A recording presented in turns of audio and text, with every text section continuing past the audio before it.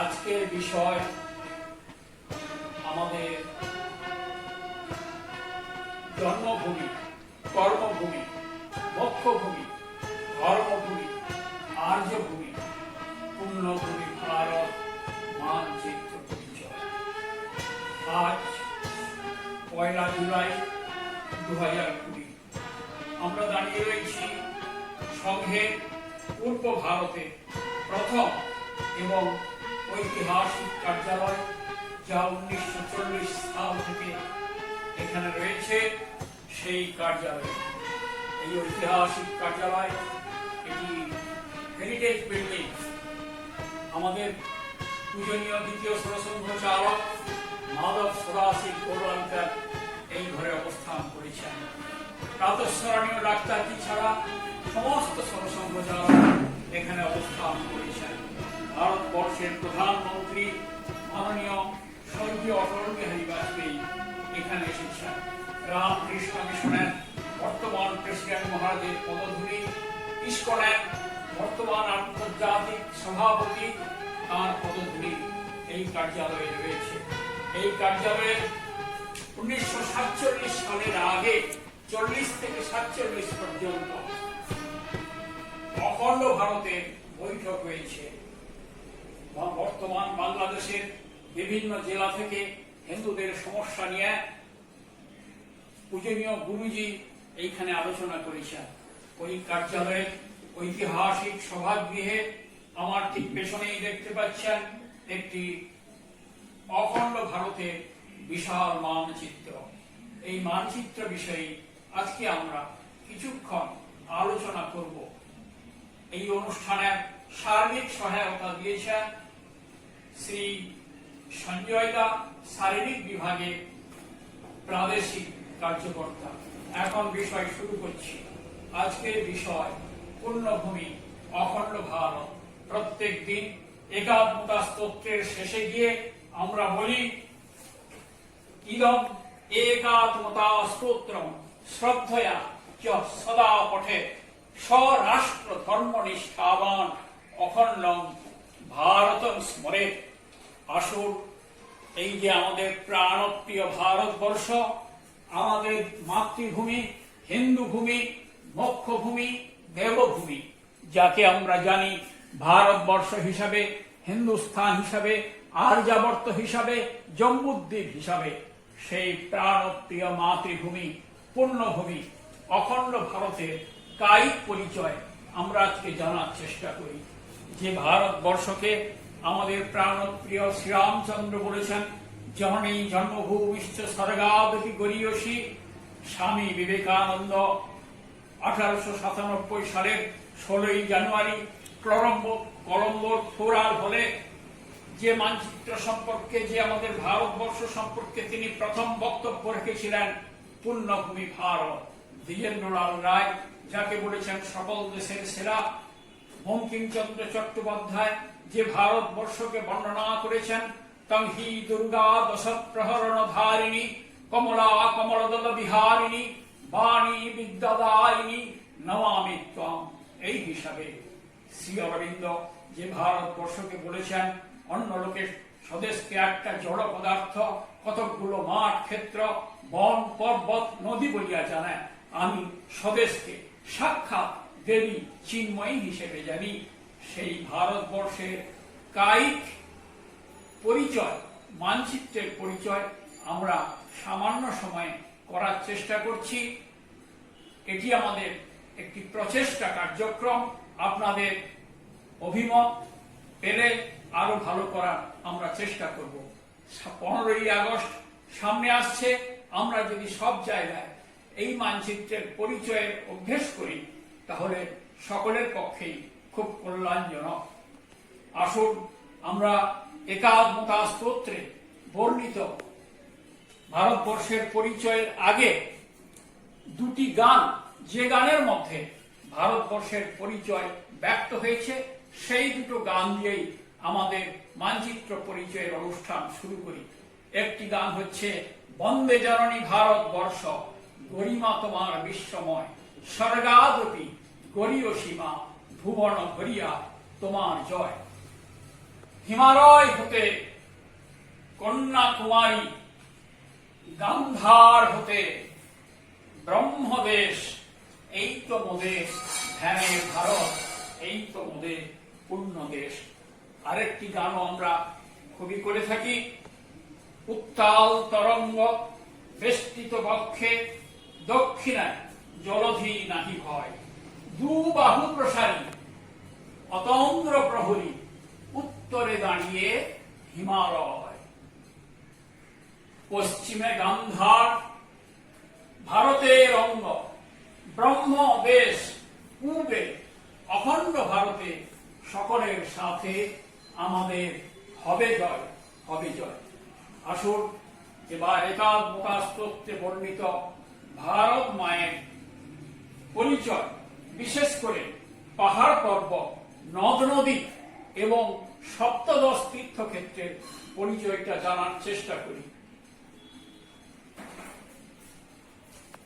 এখানে রয়েছে একাদ মুখাস্তোত্রের সপ্তম শ্লোকে, মহেন্দ্র মলয়স্য দেবতাত্মা হিমালয়, ধেয় রৈবতকো বিন্ধো গিরিশ্চারা বলিস্তথা। এবার এইগুলোর অবস্থান জানার একটু চেষ্টা করি। মহেন্দ্র পর্বত, মহেন্দ্র মলয় শৈয়, দেবতাত্মা হিমালয়, ধেয় রৈবতকো বিন্ধ গিরিশ্চ আরাবলিস্তথা। এই সপ্তগিরি বর্ণনা, এই পর্বত গিরি বিভিন্ন নদ নদীর উৎস। ভারতবর্ষকে সুজলা সফলা করে রেখেছে যে নদ নদী, তার প্রাণকেন্দ্র, উৎসভূমি হচ্ছে এই পর্বত। বিভিন্ন সাধু সন্ত মুনি তপস্বী ঋষিদের আবাসস্থল, সাধন কেন্দ্র। এরপরে যাচ্ছি আমরা নদ নদীতে।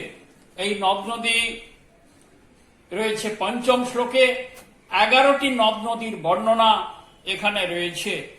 Ganga, Saraswati, সিন্ধুর, ব্রহ্মপুত্রশ্চ Gandaki, Kaveri, Jamuna, Reba, Krishna, গোদা, Mahanadi.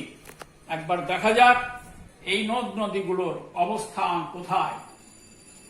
Ganga is the liquid history of India. গঙ্গাই ভারতবর্ষের প্রাণভূমি। শঙ্করাচার্য তার গঙ্গা স্তোত্রের মধ্যে এর অপূর্ব বর্ণনা করেছেন। দ্বিজেন্দ্রলাল রায় বলেছেন, পতিত ধারিণী গঙ্গা, শিবের জটা থেকে সেই গঙ্গা বেরিয়েছেন। আমরা দেখছি এই গঙ্গার গতিপথ, গঙ্গা নদী। গঙ্গা, সরস্বতী, সিন্ধু, ব্রহ্মপুত্রশ্চ গণ্ডকী, এই গঙ্গা। এইখানে কেদারনাথ, বদ্রীনাথ, এই গঙ্গোত্রী গঙ্গার উৎসভূমি। স্বর্গ থেকে নেমে শিবের জটায় এই মানস সরোবর, এই কৈলাস, শিব ঠাকুরের বাড়ি, শিব ঠাকুর এখানে বসে রয়েছেন, তারই মাথায় স্বর্গ থেকে পতিত হয়েছেন গঙ্গা। সেখান থেকে আমরা দেখতে পাচ্ছি গঙ্গোত্রী, গঙ্গোত্রী থেকে গঙ্গার উৎস, গঙ্গা বেরিয়ে গঙ্গা প্রবাহিত হচ্ছে কুলুকুলু রবে। প্রায় 3000 কিলোমিটার রাস্তা গঙ্গা এসেছে। গঙ্গা আস্তে আস্তে আর আমাদের কাছেই, আমাদের এই প্রদেশে গঙ্গা সাগরে মিলিত হয়েছে। গঙ্গা, সরস্বতী বাইরে দেখা যায় না, কিন্তু ভেতরে প্রবাহিত হয়েছে এই সরস্বতী। গঙ্গা, সরস্বতী, এরপরে সিন্ধু, সপ্ত সিন্ধু, সপ্ত সিন্ধুর এই গতিপথ। এই সিন্ধু এই কৈলাসে শুরু হয়েছে। সপ্ত সিন্ধু, তার শাখা প্রশাখা রয়েছে। এসবই হচ্ছে সিন্ধু শাখা প্রশাখা। এই সিন্ধু পতিত হয়েছে যে সাগরে, তার নাম সিন্ধু সাগর। গঙ্গা, সরস্বতী, সিন্ধুর ব্রহ্মপুত্র, এই ব্রহ্মপুত্র মানস সরোবরে উৎপত্তি লাভ করে ব্রহ্মপুত্র এসেছে, প্রবাহিত হয়েছে ভগবান পরশুরামের সাধন ক্ষেত্র। এই গঙ্গার সঙ্গে মিলিত হয়ে সাগরে পতিত হয়েছে। গঙ্গা সরস্বতী সিন্ধুর ব্রহ্মপুত্রশ্চ গণ্ডকী, এই হচ্ছে গণ্ডকী নদী। এই গণ্ডকী নদী পৃথিবীর মধ্যে একমাত্র এই নদীতেই শালগ্রাম শিলা পাওয়া যায়। এরপরে হচ্ছে কাবেরী, আমরা যাচ্ছি দক্ষিণায়। কাবেরী, এই কাবেরী, কাবেরী, যমুনা, এই হচ্ছে যমুনা নদী। যমুনা, এই যমুনা এসে গঙ্গা, যমুনা এবং সরস্বতীর ত্রিবেণী সঙ্গম হয়েছে প্রয়াগে। এটি গঙ্গার সঙ্গে মিশেছে আর শেষে গঙ্গা সাগরে পতিত হয়েছে। রেবা, কাবেরী, যমুনা, রেবা, রেবার বর্তমান নাম নর্মদা।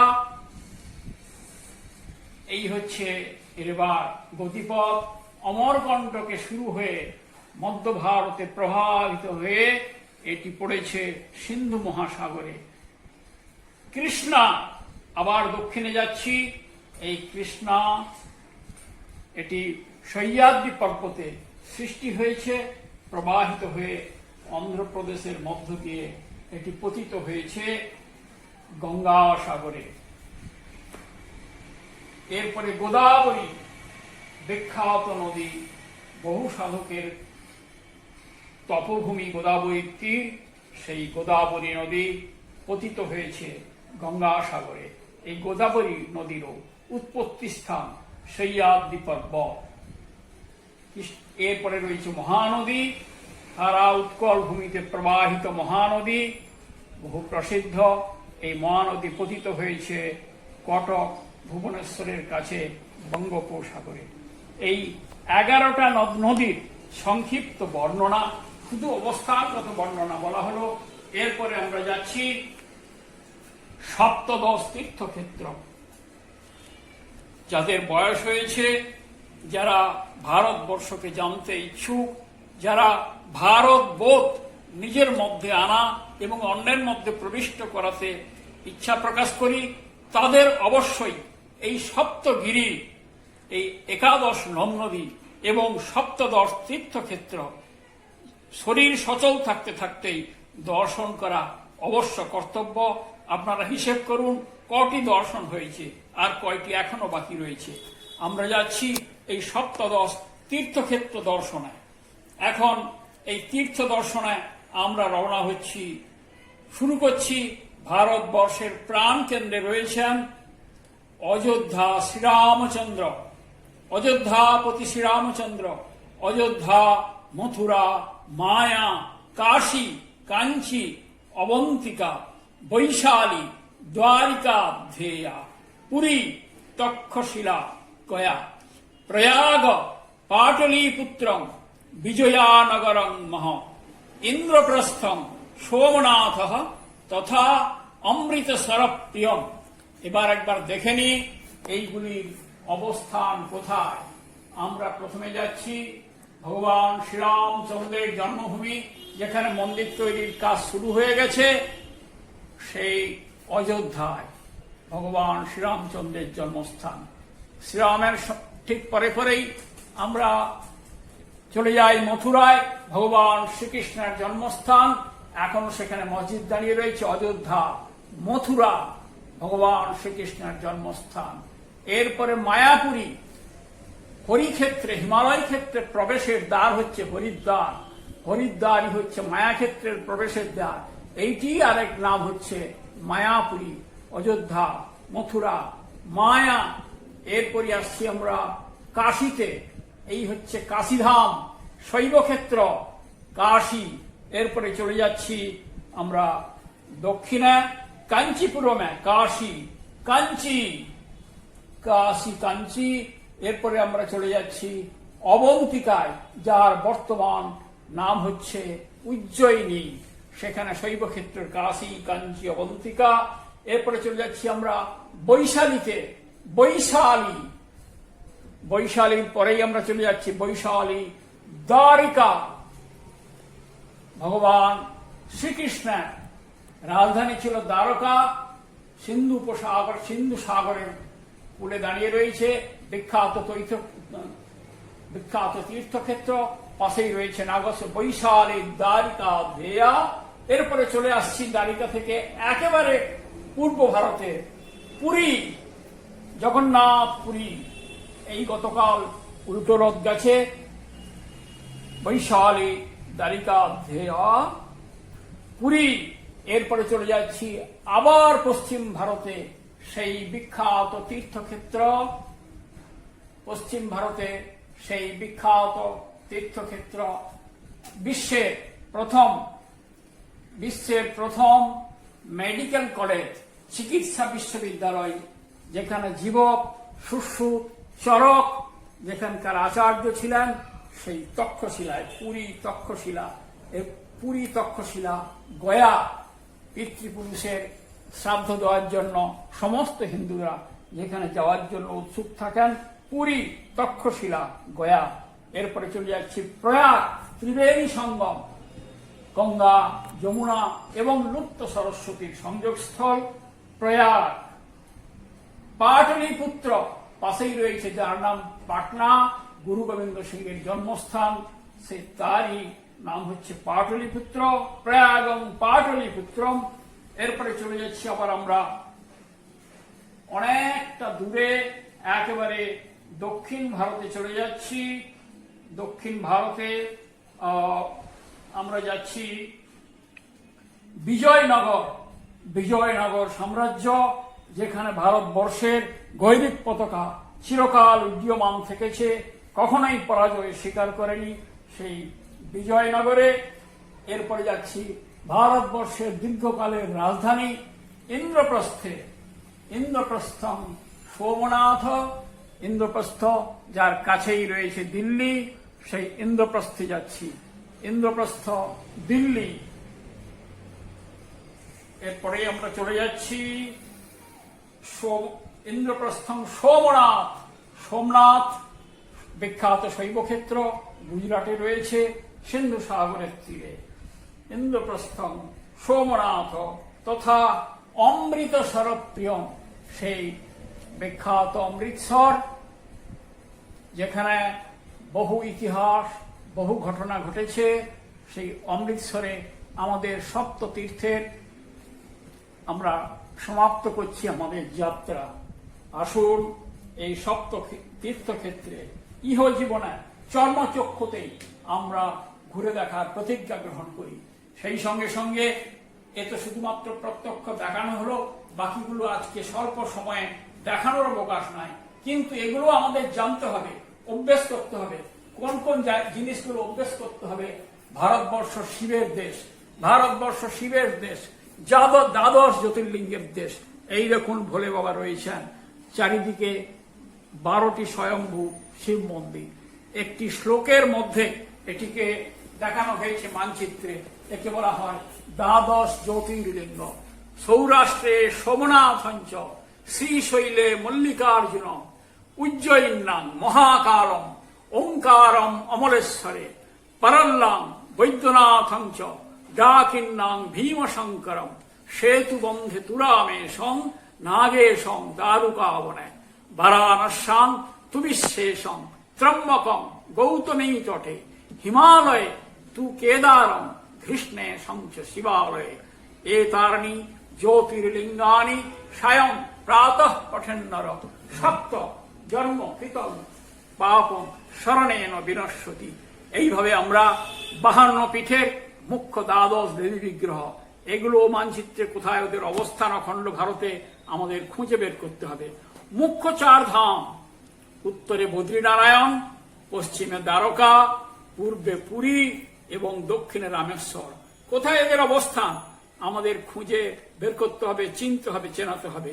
শঙ্করাচার্যের 4 মঠ বা পীঠ, সপ্ত আরণ্যক ভারতবর্ষ, 7টি অরণ্য, 7টি প্রাচীন ভারতীয় শিক্ষা ব্যবস্থায় ইউনিভার্সিটি ক্যাম্পাস, এর উপরেই ভারতবর্ষ বিশ্বগুরুর আসনে প্রতিষ্ঠিত হয়েছিল। 4 কুম্ভ কোথায় কোথায় অনুষ্ঠিত হয়? সপ্তমক্ষপুরী, অযোধ্যা, মথুরা, মায়া, কাশী, কাঞ্চি, অবন্তিকা, দ্বারিকা। 5 সরোবর কোথায় ওদের অবস্থান অখণ্ড ভারতে? আমাদেরকে জানতে হবে, জানাতে হবে। 4 যুগ তীর্থ, সপ্তযুগ আদিতীর্থ পুষ্কর, ত্রেতা যুগে নৈমিষারণ্য, দ্বাপর যুগে কুরুক্ষেত্র এবং কলিযুগে গঙ্গা। পঞ্চভূতলিঙ্গ পৃথিবী, জললিঙ্গ তিরুচিরাপল্লীর উপকণ্ঠ গম্বুকেশ্বরে, তেজ বা অগ্নিলিঙ্গ তিরুবল্লমলাইতে, মরুদ বা বায়ুলিঙ্গ তিরুপতির কাছে বালাহস্তিতে এবং বোম বা আকাশলিঙ্গ চিদম্বরমে। এরপরে যাচ্ছি দ্বাদশ গণপতি স্থান, এর মধ্যে কলকাতাও একটি রয়েছে, এগুলো আমাদের জেনে নিতে হবে। বৌদ্ধ তীর্থক্ষেত্র, এখানে বিশেষ 9টি তীর্থক্ষেত্র দেওয়া রয়েছে। জৈন তীর্থক্ষেত্র, এখানে 6টি দেওয়া রয়েছে। শিখ তীর্থক্ষেত্র, এখানে 11টি দেওয়া রয়েছে। হিমালয় ক্ষেত্র, বিশাল দুবাহু প্রসারী অতন্দ্র প্রহরী, এই যে হিমালয়, যার পাশেই এখন যুদ্ধের আবহ তৈরি হয়েছে, এই হিমালয়ের অবস্থান, হিমালয়ের পঞ্চবদ্রী, পঞ্চকেদার, পঞ্চপ্রয়াগ এবং হিমালয়ের 4 ধাম, কোথায় এদের অবস্থান আমাদের জানতে হবে এবং দর্শন করতে হবে। তাহলেই ভারতবর্ষের কায়ারূপ আমাদের ধ্যানের মধ্যে আসবে। এদিকে এই বিশাল মানচিত্রের একটি ছোট রূপ 2 ফুট বাই 3 ফুট এইখানে রয়েছে, দেখতে পাচ্ছেন। এটি সমস্ত জেলায়, জেলা কেন্দ্রে এবং প্রজ্ঞা প্রবাহ তথা লোক প্রজ্ঞার জেলা সংসদের কাছে পাওয়া যাবে। এই বড় মানচিত্রে যা রয়েছে এখানে সবটাই রয়েছে, সেই সঙ্গে অতিরিক্ত রয়েছে এক নজরে অখণ্ড ভারত। ভারতবর্ষ বিশাল হিমালয় পরিবার, যার আয়তন কি বিশাল ছিল দেখতে পাচ্ছেন, 65,16,784 বর্গ কিলোমিটার। কিন্তু বর্তমান ভারতে রয়েছে মাত্র ঠিক তার অর্ধেক, 32,87,551 বর্গ কিলোমিটার। এইখানে 9খানা টুকরো হয়ে গেছে। কোন অংশ, কোন দেশ, কত বর্গ কিলোমিটার, কোন সালে বেরিয়ে গেছে, এখানে তার বিস্তৃত বর্ণনা রয়েছে। সামনে থাকা উচিত আমরা যেন ঘুম থেকে উঠলে এই ভারতবর্ষের মানচিত্রের উপরে আমাদের চোখ পড়ে, আবার যখন ঘুমাতে যাব তখন যেন এই মানচিত্রের দিকে তাকিয়ে আমরা চোখ বন্ধ করি।